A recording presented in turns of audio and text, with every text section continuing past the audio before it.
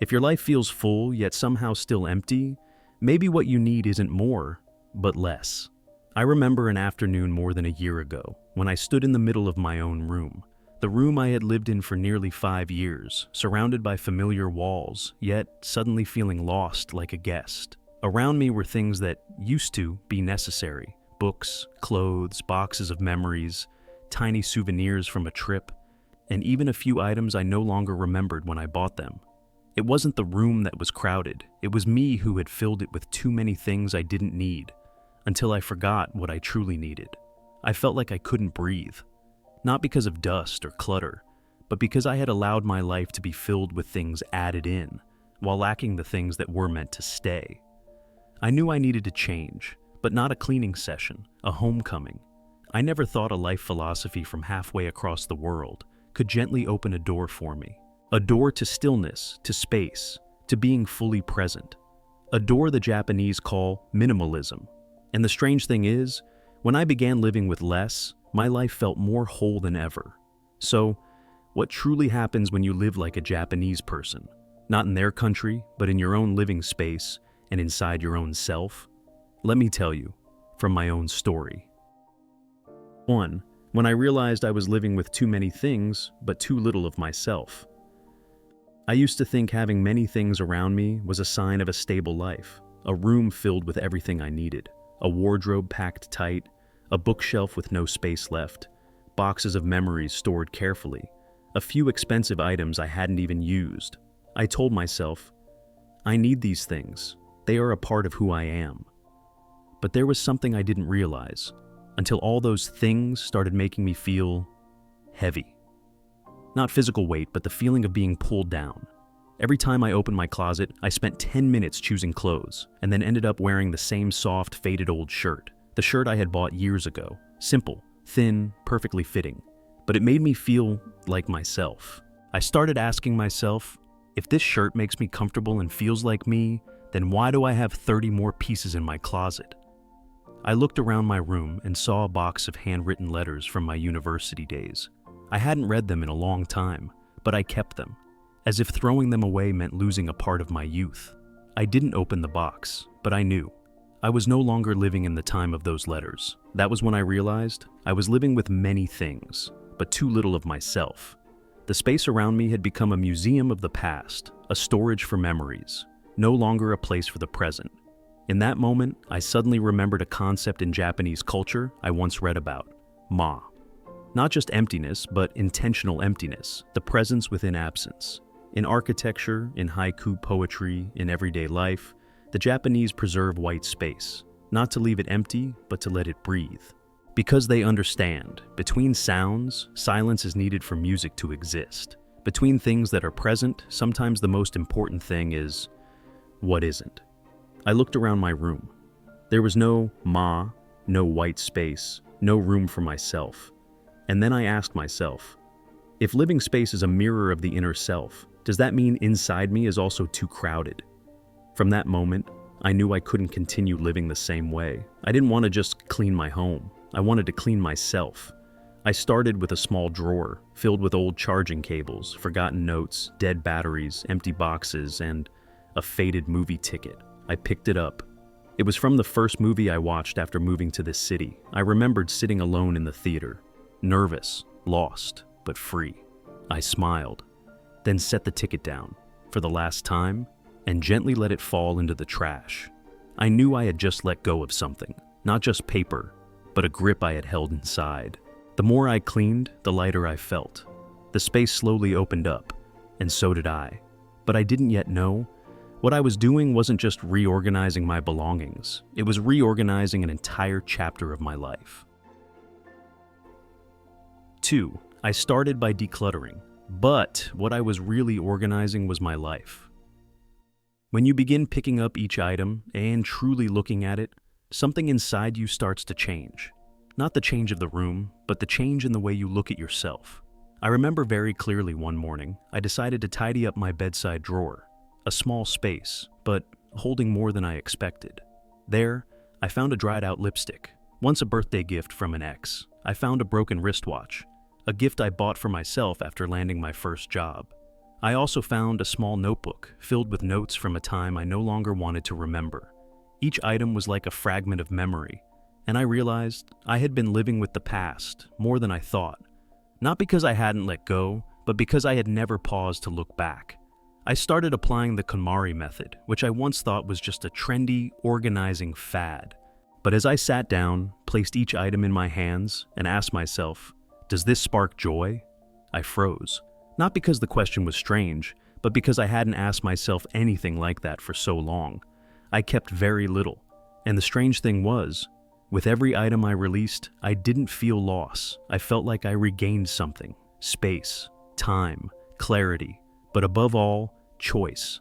In a society that constantly encourages more, decluttering turned out to be a quiet act of rebellion. It was the way I paused to ask, what do I truly need to live, and to live as myself?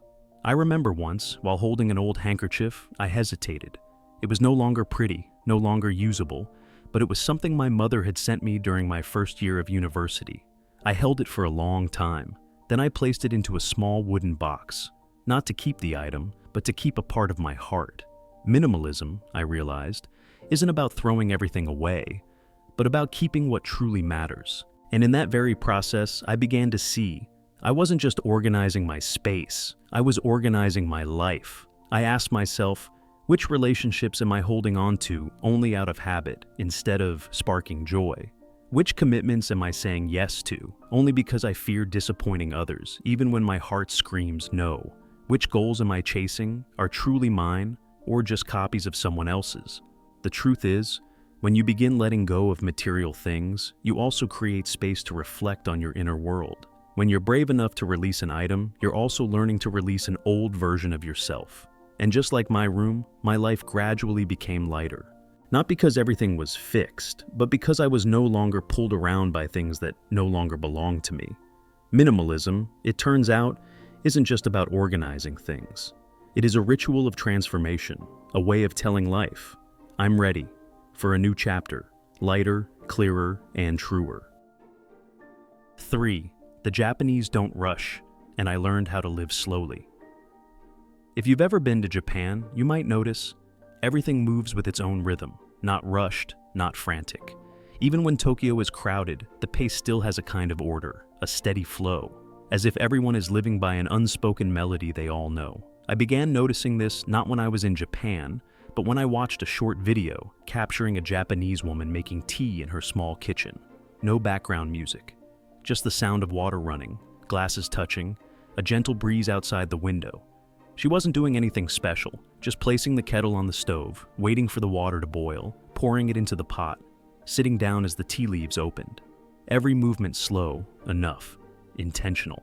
I watched that video several times, not because of the tea, but because I longed for the stillness in the way she lived. And I realized I had been living too fast, to the point that I missed the very moment I was in. I decided to try. The next morning, instead of brushing my teeth while scrolling on my phone, I sat down, boiled water, and made tea. No music, no podcast, no goal. Just me and the kettle steaming.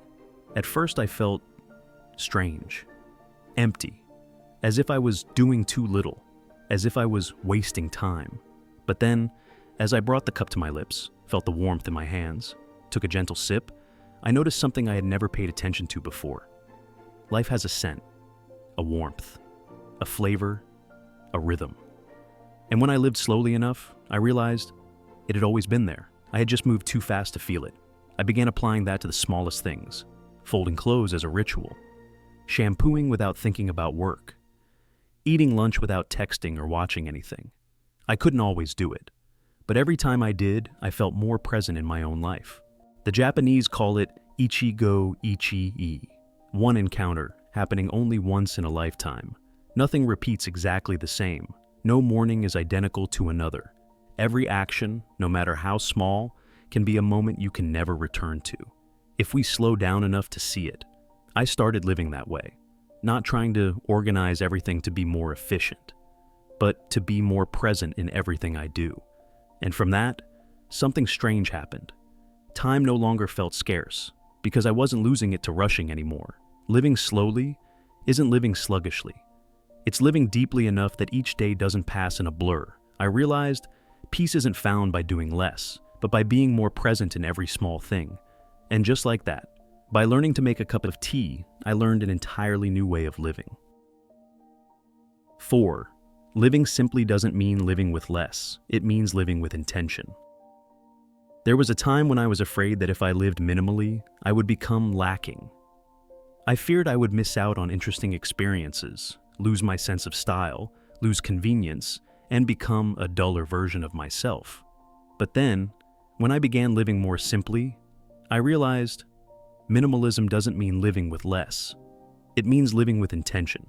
I still remember the first time I went shopping for clothes after decluttering my wardrobe. I stood for a long time in front of a white shirt, simple design, soft fabric, refined, no logo. It wasn't as eye-catching as the items I used to buy, but strangely, I felt like I was choosing myself, not following some trend. I brought it home, hung it neatly, and wore it many times after, without ever getting tired of it. For the first time, I wore something not to be noticed, but because it made me feel comfortable in my own skin. I began seeing everything in my life with the same criteria. Not more, but right. A small ceramic cup that fits perfectly in my hand for tea every morning. A wordless playlist, not famous, but soothing to my heart. A single notebook instead of 3 note-taking apps I used to download, but never opened again. I no longer needed as much as before, and strangely, when I needed less, I felt like I had more. The Japanese call this shibui, a quiet, understated beauty, like a dish seasoned just enough. A short sentence said at the right moment, a room with soft light and a simple vase of flowers. Not lacking, not excessive, enough to live, and enough to feel the beauty in it. I slowly understood. Simplicity, when chosen intentionally, doesn't make life poorer. It makes every choice deeper. We're living in an age where everything is accessible. Products, information, advice, ideas. But when you become selective in how you eat, dress, live, think, you're doing something very minimalist and also very brave. You're telling life, I don't need many things to prove I'm living fully. I just need the right things to live true to myself. And when that happens, you step into a different kind of enough, not from quantity, but from the satisfaction that comes from each intentional choice. 5. A mattress on the floor and a peace I had never known. There was one evening when I decided to clear out my bedroom, not for any grand reason. I just felt the space needed to breathe again, after years of being crowded with things I no longer felt connected to. I dismantled the bed frame, folded the mattress, laid it directly on the wooden floor, and for the first time in years, I slept on a surface without any elaborate support. That night wasn't special, just a thin mattress, a neatly folded blanket, and the warm glow of a yellow lamp. No bedside table, no digital clock, no bookshelf to conveniently read one more chapter. And strangely, I had never felt peace like that before.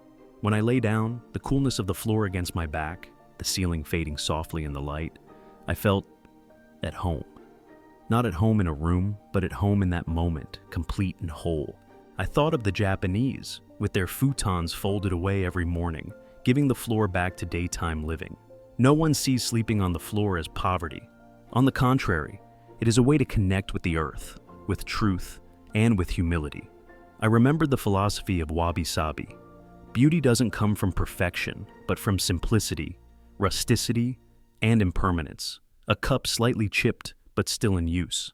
A crack in pottery repaired with gold, kintsugi, becoming part of the beauty rather than a flaw. I began looking at my room again, no longer by the standard of enough convenience, but enough to feel peace. And then, I began looking at myself the same way. I used to strive for perfection, tried not to show any cracks, tried to build myself a sturdy bed frame, from work, from relationships, from reputation, but it turned out, only when I dismantled that frame, I finally slept deeply, slept with myself, without tension, without proving anything. Minimalism, in that moment, wasn't a lifestyle. It was a homecoming, a return to the ground, a return to myself. Simple, scratched, imperfect, but real. And I wondered, how many things do we keep because we fear lacking? And how much peace do we miss simply because we don't dare to let go? 6. Stillness taught me to hear myself again. There was one evening when I decided to turn off every device. No bright lights, no background music, no soft noises to fill the silence. I lit a small candle and sat quietly on the floor. No purpose, no meditation, no expectations. Just being there. At first, the silence felt like something too big. I could hear the fridge humming softly, the wind outside the window, the clock ticking each second. I heard my heartbeat, my slow breaths, and even the sounds inside my own mind, messy and tangled. Silence, I realized, doesn't mean the absence of sound. Silence is when you stop running away from what's already inside. And then, within that silence, I heard a familiar voice, one I hadn't listened to in a long time. My own voice. Not the voice in my head when I'm thinking logically, but the voice of a part of me that hadn't been asked how it felt, even by me, for so long. I began remembering the dreams I once had but abandoned. I remembered the times I said yes while my heart was screaming no. I remembered the moments I hurried forward, simply because I was afraid that stopping would mean facing the emptiness. But the strange thing was, when I truly stopped, I didn't feel empty. I felt myself. Blurry, not quite clear, but real. The Japanese have a beautiful word, Seijaku, not just external quiet, but an inner stillness, something that only appears when you have the courage to sit alone and not rush to fill anything. I understood then. In a world where everything demands a response, stillness becomes an act of deep meaning. It is how we tell ourselves, I'm here, I'm listening, and I'm not leaving anymore. I began creating small off moments in my day. A morning without social media, an hour before bed with no screens, a meal eaten in silence, just tasting the food, without thinking about the next task. I discovered stillness doesn't make me lonely. It makes me connected, not to the outside world, but to the inner one, the one I had forgotten for so long. Minimalism isn't just about reducing possessions, but reducing noise, letting go of the things that keep us from hearing ourselves. And from then on, I no longer feared silence. I welcomed it like an old friend returning, slow, quiet, and just enough to help me remember who I am. 7. 1 year later, I'm no longer who I was, but I'm still myself. It has been more than a year since the day I began living the Japanese way, not by moving to another place, but by returning to my own space and my own inner world. A year passed. There was no dramatic revolution, no dazzling transformation that others could easily notice. But there were changes. Quiet, subtle, like a small stream patiently smoothing the stone inside me. I no longer shop based on emotion. I no longer need more to feel worthy. I start my morning by tidying a corner of my desk, as if tidying my mind. I eat less, slower, but I taste more. I no longer scroll on my phone whenever I'm free, but learn to sit still without feeling useless. I live slowly, but deeply. And more importantly, I no longer feel like I'm missing myself in my own life. A friend who hadn't seen me in a long time said, I don't know why, but you're still you, just lighter, softer. Like a version of you that's enough. I smiled. No need to explain, because I know I am no longer who I was, but I have never been anyone else. Minimalism to me wasn't about cleaning my home, but clearing my path home, clearing the excess noise, the expectations that weren't mine, the layers society draped over me, so I could look again and realize, this is me. This is the life I chose. I still stumble. There are still messy days, but one thing is different. I'm no longer afraid of that. Because I now know how to return to myself when the outside world becomes too much. 1 year later, I am no longer the person who always rushed, always collected, always strained to fill my life. I am the person who knows how to leave space, and it is precisely that space where peace begins to grow. If you're feeling tired, you don't need to change your entire life right away. You don't need to clean everything, and you don't need to become perfectly minimalist. You just need to start with one small drawer, one corner of your desk, a few items you no longer use but still keep because, just in case. Try opening it, not to clean, but to ask, do I still need this? Am I still the person who was once attached to this? You might be surprised, not because of what you let go of, but because you begin to meet yourself again, the self that has always been there, but buried under too much extra. The journey of living light, living slow, living enough, isn't a path of sacrifice. It is a journey of returning. And if this video has touched you, Tell me, where will you begin? You can leave a comment sharing the small corner you want to tidy again, or simply write, "I am coming home," so I know you're here too on the same journey. And if you want to keep walking together toward a life that's lighter, deeper, truer, you can subscribe to the channel, not because I need a number, but because I believe we don't have to walk alone. In a world that rushes, we can choose to live slowly without falling behind. We can choose less to live enough. We can choose stillness to hear ourselves.